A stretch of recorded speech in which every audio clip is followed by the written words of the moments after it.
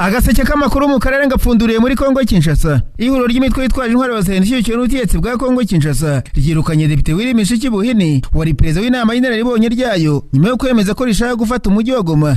Mu kiganiro TV5 Monde cyasohotse tariki ya 10 Werurwe, Depite Mushiki wa Leta itwaye wari kare mu nteko ishinga amategeko ya Kongo Kinshasa yatangaje ko Wazalendo iri kwisuganyiriza muri pariki ya Virunga kugira ngo yisubize Goma. Uyu mudepite yemeye ko igitero cya drone cyagabwe mu mujyi wa Goma mu rukera rwa tariki ya 10 Werurwe kigapfiramo abasivili batanu barimo umufaransa kazi Karine Buise wakoraga mu ishami ry'umuryango w'umuryango ryita ku bana UNICEF cyagabwe na Wazalendo. Depite Mishiki yaravuze ati turi kwisuganyiriza muri pariki ya Virunga kugira ngo twisubize umujyi wa Goma. Ubu turi muri Nyiragongo mu birometero b'ikivuye Goma, niyo mpamvu ya kiriya gitero. Tariki ya 13 Werurwe umuhuzabikorwa w'imitwe ya Wazalendo yatangaje ko Willy Mishiki yasutse amavuta mu muriro ubwo yatangazaga amagambo agaragaza uruhare Leta ya Kongo muri iki gitero, kandi ko nawe yabanje kugisha inama wari mu nzego z'ubuyobozi bw'iri huriro. Wazalendo yagaragaje ko kubera amagambo akomeye yatangajwe na Depite Mishiki atakiri perezida w'inama y'inararibonye yayo, kandi ko anambuwe ubunyamuryango. Imusimbuza witwa Katuranya Jacques. Minisitiri w'ububanyi n'amahanga w'u Rwanda Olivier Nduhungire yatangaje ko gukura Depite Mishiki muri Wazalendo bidashobora gusiba amagambo yavuze, cyane ko yerekejwe n'ibimenyetso. Ati mushobora kwikiza umuyobozi w'amabandi wemereye mu hame y'icyaha cyakozwe n'amabandi, ariko ntimushobora gukora ibyo yemereye, cyane mu gihe bifite ibimenyetso byinshi. Leta y'Ubufaransa yatangaje ko igiye gukora iperereza kuri iki gitero cyatwaye ubuzima bw'Umufaransa-kazi. Ihuriro F7 ryemeye ko igitero cyagabwe n'ingabo za Leta ya Kongo, kandi ko cyari kigamije kwica Joseph Kabila Kabange n'abayobozi baryo barimo Corneille Nangaa, Bertrand Bisimwa, Freddy Kaniki na Jean Sultani Makenga. Hagati ari ku ishami rishinzwe gukurikirana ibyaha by'iterabwoba mu bushinjacyaha bw'Ubufaransa ryatangije iperereza ku byaha by'intambara byakorewe mu gitero giherutse bugabwa i Goma mu burasirazuba bwa Kongo kigahitana Umufaransa-kazi Karine Buise. Karine Buise yakoraga ishami ry'umuryango w'umuryango ryita ku bana i Goma, ari umusesenguzi wa gahunda zo kurengera abana bakorewe ihohoterwa rishingiye ku gitsina. Iki gitero cya drone cyabaye tariki ya 11 Werurwe. Umutwe wa F7 urwanya ubutegetsi bwa Kongo wagaragaje ko cyagabwe n'ingabo za Leta ya Kongo kigamije kwica abayobozi bakuru bawo. Uwo Mufaransa-kazi ari mu wahitanwe nacyo nyuma yuko inzu yewe n'abandi bakozi bari batuyemo mu gace kahimbirashweho. Umuyobozi mukuru wa UNICEF Catherine Russell yavuze ko babajwe cyane n'ibibazo by'umutekano muke byibasira abasivile by'umwihariko ku rupfu rw'uwo Mufaransa-kazi. Ikinyamakuru Actualité CD cyavuze ko iryo perezida ry'Ubufaransa rigamije kumenya ukuri ku rupfu rwa Karine Buise binyuze mu kugaragaza by'ukuri abagabye icyo gitero. Nyuma y'uko Leta ya Kongo ari yirinze guhakana cyangwa se kwemeza ko ingabo zayo arizo zagabye icyo gitero, ivuga ko nayo igiye gukora iperereza ngo hamenyekane ukuri kuko ibintu byagenze, ariko mu buryo busa n'ubutangaje itangira kucyegeka kuri F7. Icyo gitero cyamaganwe n'ibihugu bitandukanye ndetse n'imiryango mpuzamahanga, ariko igitangaje nuko n'abatinyuka kwamagana bakigabye mu by'ukuri ni ibintu Minisitiri w'ububanyi n'amahanga w'u Rwanda Olivier Nduhungire yagarutse avuga ko ibihugu byinshi byiganjemo iby'Uburayi n'imiryango mpuzamahanga byagaragaje ko bibajwe n'urupfu rw'Umufaransa-kazi Karine Buise, ariko ntibikomoze ku bakigabye. Yavuze ko umuryango mpuzamahanga utajya utunga urutoki Leta ya Kongo iyo ikora ubugizi bwa nabi, kuko igihe cyose ingabo zabo zagabye ibitero bya drone ku Nyamurenge muri komine ya Minembwe n'abandi basivile wahisemo kwicecekera. Ati birabaje kubona ko mu isi ya none bitakiri ihame ry'umuryango w'ubumbye cyangwa itegeko mpuzamahanga byatakaje agaciro, ahubwo n'ubuzima bw'abantu bugatakaza mu gihe inyungu zikomeye z'abanyembaraga zibangamirwa. Leta ya Kongo yakaje ibitero bya drone ku bintu bya F7 kuva umwaka watangira. Itariki ya 20 Gashyantare yica umuvugizi wayo ku rwego rwa gisirikare Lt Colonel Ngoma n'abandi barwanyi barimo bamurindaga. Ibi bitero byamagana n'ibihugu birimo Amerika n'umuryango wa Afurika yunze ubumwe. Nk'uwo muryango wa Afurika yunze ubumwe wamaganye igitero cy'indege kitagira abapilote cyahitanye abasivili Goma mu burasirazuba bwa Kongo, isaba impande zigira uruhare mu ntambara ikomeje kubera muri ako karere kwifata, kandi usaba ko habaho iperereza ritabogamye kuri icyo kibazo. Mu itangazo rya Mohamed Ali Yusuf, perezida wa komisiyo y'umuryango wa Afurika yunze ubumwe, yagaragaje ko ahangayikishijwe cyane n'amakuru y'igitero cy'indege kitagira abapilote Goma muri Kivu y'Amajyaruguru cyahitanye abasivile barimo n'umukozi w'urino ukoraga mu bikorwa by'ubutabazi, kandi cyangiza byinshi mu gace gatuwe cyane. Iri tangazo rivuga iti komisiyo iramagana byimaze igitero icyo ari cyo cyose gishyira mu kaga ubuzima bw'abasivile n'abakozi bashinzwe ubutabazi binyuranyije n'amategeko mpuzamahanga arengera ikiremwamuntu. Ku wa gatatu ushize igitero cy'indege zitagira abapilote kibasiye inyubako ituwemo n'abakozi bashinzwe ubutabazi muri Goma gihitana byibuze abantu batatu barimo umukozi wa UNICEF ukomoka mu Bufaransa. Ni nako kandi byagenze ku ruhande rwa Leta z'Ubumwe za Amerika zamaganye igitero cya drone ingabo za Leta ya Kongo Kinshasa zagabye umujyi wa Goma, ziva ko kugaba ibitero ahantu hatuwe n'abaturage bitemewe. Mu rukera rwo kuwa gatatu n'ubundi nibwo Goma hagabwe igitero cya drone. Umutwe wa F7 ugenzura uriya mujyi washinje ubutegetsi bwa Kongo Kinshasa ko ari bwo bwari inyuma y'ikiriya gitero cyaguyemo abantu batatu barimo wa Mufaransa-kazi nababwiye Karine Buise wakoreraga ishami ry'iryo ryita ku bana UNICEF ndetse n'abaturage babiri. Leta zunze ubumwe za Amerika biciye mu ishami ryayo rishinzwe Afurika zavuze ko kiriya gitero cyongeye kongera ku bibaro yatewe n'impfu zikomeje kwibasira abaturage benshi mu burasirazuba bwa Kongo Kinshasa. Zakomeje turiyanganisha byimaze imiryango yabo bapfuye, inshuti zabo nabo bakoranaga. Turasaba impande zose ziri mu makimbirane kubahiriza inshingano zo kurinda abakozi b'umuryango w'ubumbye n'abakora ibikorwa by'ubutabazi. Zunzemo ku bitero bigabwa mu bice bituye batuwemo n'abaturage bitemewe na gato. Amerika ivuga ko yizeye ko impande zose ziri mu makimbirane yo muri Kongo Kinshasa zizubahiriza ibyo ziyemeje. Guverinoma ya Kongo mu itangazo yasohoye kuwa gatatu yavuze ko babajwe n'iturika ryabereye mu matariki ya 10 Werurwe ryahitanye abantu kandi rikangiza byinshi, yihanganije umuryango wa Karine Buize, ishima uruhare rw'abakozi b'imiryango itanga ubutabazi bakomeje gufasha abaturage mu bikomeye by'intambara. Kinshasa yavuze ko iperereza rikomeje kugira ngo menyekane neza icyateye kiriya gitero, ariko ubuyobozi bwa FCM turavuga ko cyari kigambiriye abayobozi bakuru bayo.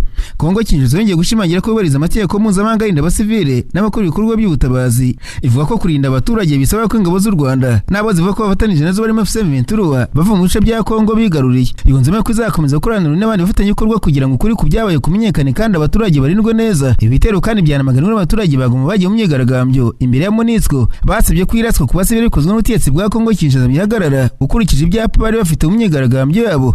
Ibinyamakuru byavuze ko abaturage bigaragambyaga bashyira mu majwi ubutegetsi bwa Kinshasa kwenga kugahenge bemenejwe bakarasa abaturage kugeza ubwo bishe umwe mu bakozi ba UNICEF. Naranganije amaso ibinyamakuru byandikirwa muri Uganda, abanyamakuru bashyize amakaramu ku mpapuro barandika. Banditswe umunyapolitiki utava mu butegetsi bwa Perezida Museveni Bwana Kyagulanyi Ssentamu Robert Alias Bobi Wine yatangaje ko amaze kuva mu gihugu nyuma y'amezi arenga 2 mubwisha abantu bataza wari. Ikinyamakuru Chimp Report gisubira mu munyapolitiki avuga ko nyuma y'amatora yizwe n'inzego z'umutekano bikaba ngombwa ko aviwe akajya hatazwi none akaba yahisemo kuba asohotse muri Uganda, ariko by'akanya gato.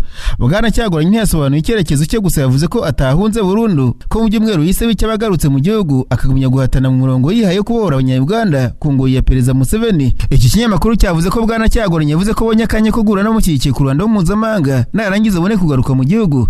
Ubutegetsi bwa Kampala bwakunze kurahira bukirenga ko nta ushakisha Bobi Wine, bukerekana ko ari turufu ishaje ari gukina ashaka guteza urubwa igihugu. Uyu munyapolitiki wahanganye na Museveni mu matora yo mu kwa mbere yakunze kuvuga ko urugo rwe rugoswe n'abasirikare kugeza ubwo umugore we n'abana bahisemo guhunga. Igisirikare cya Uganda UPDF cyakunze kuvuga ko uyu mugabo adashakishwa nta cyaha kizwi yaba yarakoze n'urwego rwe rwose muri Uganda. Agaseke k'amakuru mu karere ngapfunikire mu Burundi, abanyamakuru bakozeje bamwe barandika. Banditswe hatangiye igikorwa cyo gucyura impunzi z'abanyekongo ku bushake zahungiye mu Burundi, ariko amakuru yavuze ko bamwe mu bahunze baturutse mu bice bya Sud Kivu bakizwaho amananiza batazataha. Ikinyamakuru SOS Media Burundi cyavuze ko abanyekongo bashaka gutaha ari abari mu nkambi ya Busuma iri muri komine Ruyigi mu ntara Buhumuza. Ubutegetsi bwa Kinshasa Gitega nta Kizeri bashimangira ko izi mpunzi z'abanyekongo bakomoka muri Kivu y'Amajyepfo bazataha ku bushake. Ikinyamakuru cyo mu Burundi cyavuze ko impunzi zemererwa gutahuka zizanafashwa gusubira mu buzima busanzwe ari izikomoka Uvira, Kuragise, Uvira, Baraka, Fizi ndetse na Mboko, kuko ariho bizeye ko hatekanye kurusha ahandi. Bivuze ko batuye za Sange, Kamanyura ndetse n'ikibaya cya Ruzizi bataremererwa gutaha ku bushake, kuko bivuga ko ahantu hadatekanye kubera ko ari mu maboko y'inkekemo za FCM. Uyu mwanzuro ubabaje zimwe mu mpunzi zituruka mu turere twavanywemo, kuko bavuze ko bazi neza ko abatashye imbere yabo nta kibazo bafite, bejeje ibishyimbo kuri ubu bari kurya ibitonore, bakibaza impamvu babuze gutaha mu gihugu cyabo. Andi makuru ariko kandi aturuka mu gihugu cy'u Burundi avuga ko mu ishyamba rya Kibira rirereye muri komine Bukinanyana mu ntara ya Bujumbura hari kubera imyitozo ya gisirikare ikomeye iri guhabwa imbonerakure izarojwe kurwana muri Kongo Kinshasa n'abarwanyi bavuga ikinyarwanda. Muri imyitozo imaze ibyumweru birenga 2, abaturage baturiye ishyamba rya Kibira babwiye ikinyamakuru SOS Media Burundi ko hari n'abanyamahanga bari guhabwa iriya myitozo bambaye imyambaro ya gisirikare ya Kongo n'iy'ingabo z'u Burundi kugira ngo bigaragare nk'aho ari ibikorwa bisanzwe bya gisirikare. Bivuga ko bamwe muri bavuga Igiswahili, Ikirundi, Ikinyarwanda cyangwa se Igifaransa. Abaturage bavuze ko imodoka za gisirikare zizanira ibiribwa n'ibindi bikenerwa abari muri iyo myitozo, ndetse ko rimwe na rimwe abaturage bategekwa gutanga ibiribwa byo kubagaburira. Abaturage kandi ngo babujijwe gusarura imyaka yabo iri mu mirima mu Kibira, ibintu bibatera ubwoba n'agahinda. Umwe mu baturage ati ntitukigera mu mirima yacu mbere yuko ibi bikorwa bitangira. Batubwiye ko hazaba imyitozo kandi ko tutagomba kugira ubwoba, ariko ubu bwoba burahari kubera ko tudashobora gutuza mu gihe duhora twumva amasasu, twabaye nk'ababyihanganira ko nta yandi mahitamo dufite. Amakuru kandi avuga ko abasirikare b'u Burundi aribo batanga iyo myitozo bifashijwe n'abatoza b'abanyamahanga barimo n'abazungu. Hanze ambasade ya Amerika i Baghdad mu murwa mukuru wa Iraq yarashweho igisasu cya misile bituma umwotsi uzamuka hejuru y'inyubako ya ambasade, nk'uko byatangajwe n'intamakuru by'Abongereza Reuters bisubiramo amagambo y'ababihaye amakuru ariko bidatanga amakuru arambuye.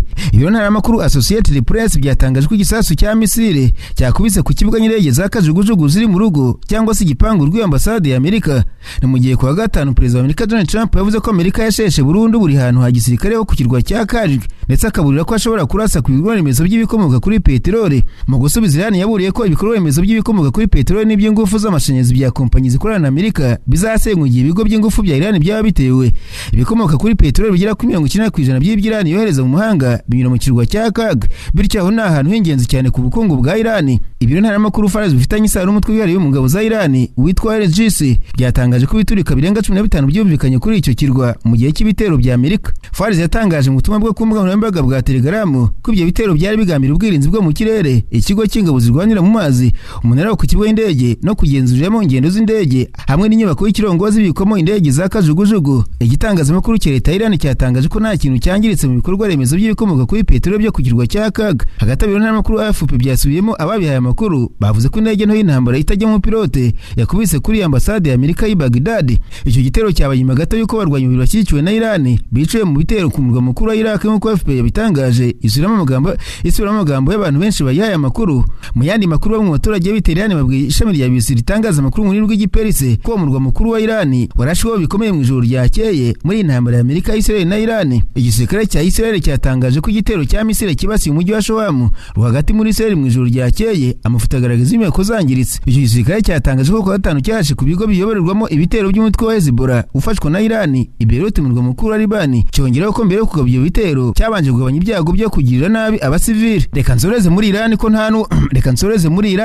ngo nta nubwo ntekereza ko bwari ubutumwa bwe. Uko niko umunya-Iran kazi wo mu kigero cy'imyaka 40 yabwiye BBC nyuma yo kumutetsi w'ikirenga mushya wa Iran Mojtaba Khamenei avuze ijambo rye rya mbere yagejeje ku baturage. Ijambo ryari rikurikiye mu itangazo ryasomwe kuri televiziyo y'igihugu. Mu gihe kuva yatangazwa nk'umutetsi w'ikirenga ataraboneka mu ruhame, bamwe barimo gushidikanya ku muntu urimo gutegeka iki gihugu.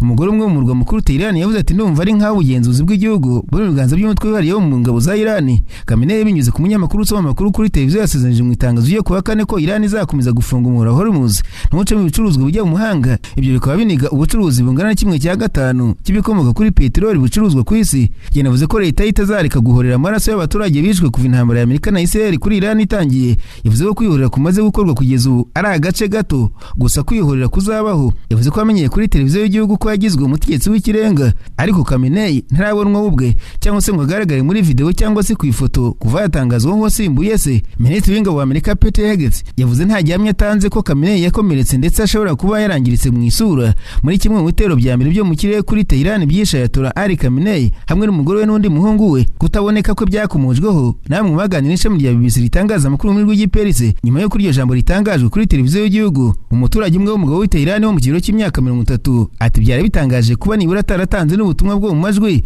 ndetse byatumye abo kugira amakenga ku kuntu amerewe. Yongera ati kuri njyewe ubu butumwa bwanteye amakenga kurusha kuba mu mucyo namukeya ku kuntu amerewe. Undi mugabo w'i Tehran mu kigero cy'imyaka 20 ati na n'ubu sinamubona kugira ngo nyiri icyo namuvugaho nk'ubwije ukuri nta byinshi tumuziho. Umugabo wa gatatu yavuze ko atanemera ko ari nawe no kuvuga Mojtaba Khamenei wanditse ubutumwa ubwe. Agatabo umugore mu kigero cy'imyaka 20 Rashid mu majyaruguru ya Iran mu buryo bwo kuninura cyangwa se kunyega yavuze ati mbega bisusurutse umutima cyane kuba atanagaye kuri televiziyo kugira ngo atange ubwo butumwa. Biracyagoranye cyane kuvugana n'abantu bari muri Iran kubera ko leta yahagaritse umuyoboro wa internet, ariko bamwe bashobora kujya kuri uwo muyoboro by'igihe gitoya bakavugana n'abari hanze y'igihugu bakoresheje imiyoboro y'icyogajuru. Benshi muri abo bakunze kuba abantu banenga ubutegetsi. Ikinyamakuru kibaho cyahisemo kudatangaza amazina yabo kubw'umutekano nubwo hariho kunenga ubutegetsi bwa Kisilamu buriho muri Iran kuva mu 1979 no kubera uburyo bwashyije imyigaragambyo yo kubwamagana yitabiriwe n'imbaga y'abantu mu ntangiriro z'uyu mwaka. Ubutegetsi buracyafite n'abashyigikiye cyane.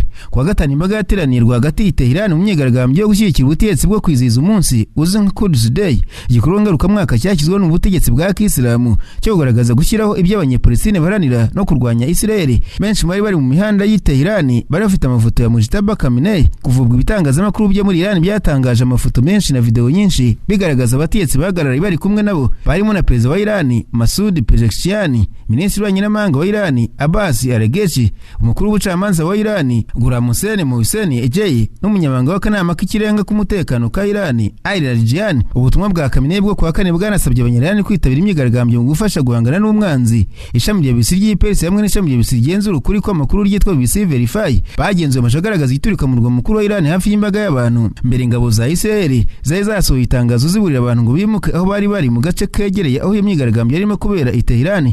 Muri video imwe Mohsen Eje yaboneka arimo kugirana ikiganiro na televiziyo ya leta ubwo igiturika cyaberaga hafi aho, nuko imbaga y'abantu yumvikana itera hejuru mu cyarabu ngo Allahu Akbar, bivuze ngo Imana irakomeye cyane. Abandi bavuga n'iki gitangazamakuru bumvise ko ubutumwa bwa Khamenei busobanuye ko bike cyane ari byo bishobora kuba byahinduka muri iyi ntambara hafi buri gihe ibamo ibitero byo mu kirere. Kwa kabiri Ahmed Said Iravani, amaziro wa Iran mu muryango w'ubumbye, yavuze ko abantu hagi civil abarirwa mu bihumbi hashingwe n'ibitero harimo n'amashuri n'inzu yo kubamo.